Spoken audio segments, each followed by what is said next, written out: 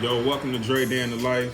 I'm Dre Thane, and just doing a quick video because I find myself frustrated with Apple. Very frustrated with Apple. As you know, if you're an Apple fan and you follow Apple, you know they've just released the 16-inch MacBook Pro, which was cool. In July, I purchased the 15-inch MacBook Pro, the base model. And my gripe is now, a few months later, for the same price that I paid for the base model, you get a 16-inch model with a much better graphics card. Even better than the top of the line graphics card you could have purchased, being the Vega 20. So it leaves me like, should you ever purchase another Apple until they release the notebook that has all of the specs you need? Because it's 2019 heading into 2020, and we still don't have a touchscreen MacBook. No touchscreen MacBook at all, nowhere to be found.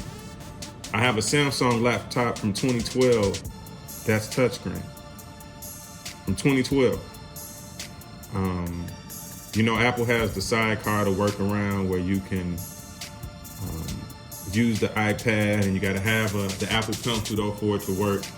And that's just cumbersome when you could just have a screen that you can just touch and manipulate with your hand.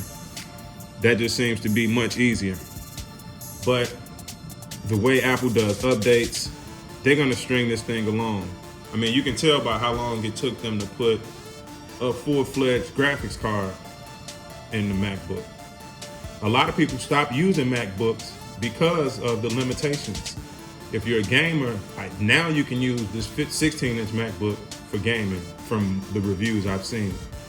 But from my standpoint, I will not purchase another MacBook until it has a touchscreen, because most of the Windows devices are touchscreen laptops. Some of them are convertibles where you can flip them all the way back and turn it into a tablet. Some of them, the top comes off completely. And some people will say if it's a touchscreen, then it turns into an iPad. Well, what's wrong with being able to touch the bottom of this screen and have that pop up? Just a simple touch, and then I could touch one of those apps now. It's just a thought. I find myself frustrated with my iPhone. I got the iPhone XS Max, and I cannot listen to the music in my car and charge my phone at the same time. If you're in the car without a USB plug, you're out of luck. I can't play my music and charge it. I can charge my phone, but if my car doesn't use USB to play audio, I'm out of luck because there's no headphone jack. So, I mean, and don't get me wrong, I love my MacBook Pro. I have, as you can see, I got Logic Pro X on it. We got Motion. We got Final Cut down there. We got Compressor. I love Apple. I love their products. But I hate the way they micromanage the devices as far as releasing all of the technology that they have in one device. What took so long for the 16-inch MacBook Pro? I just find myself frustrated with Apple.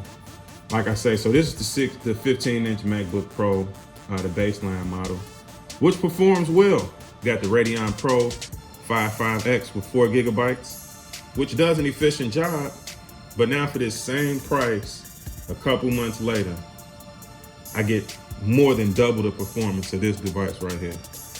And if I'm mad, I'm pretty sure anybody that purchased the 15-inch MacBook Pro spec'd out in early 2019, you have to be kicking yourself, because the base model outperforms the spec'd out 15-inch from 2019. So the way I look at it, I feel like I have a spec'd out 13-inch MacBook Pro with a bigger screen. That's the only way I can make myself feel good about having this device right now when comparing it to other 16-inch MacBook Pro. But for what I'm trying to do, I enjoy it. I can get my work done. It breezes through tasks, Logic Pro, Final Cut. But to know that you can get double the performance for the same price, I'm a little frustrated with Apple. There's no way to update my graphics card. So what if I wanted to upgrade it to a Vega 20? I can't even do that because they say everything is soldered down to the motherboard. However that works, I'm not a real tech guy like that. But however the case may be, the 16-inch MacBook Pro is out, and I would not buy the 16-inch MacBook Pro because the next MacBook has to have a touchscreen. So I say do not buy the 16-inch MacBook Pro, just for the simple fact that they're slowly giving you what you need in a portable workstation.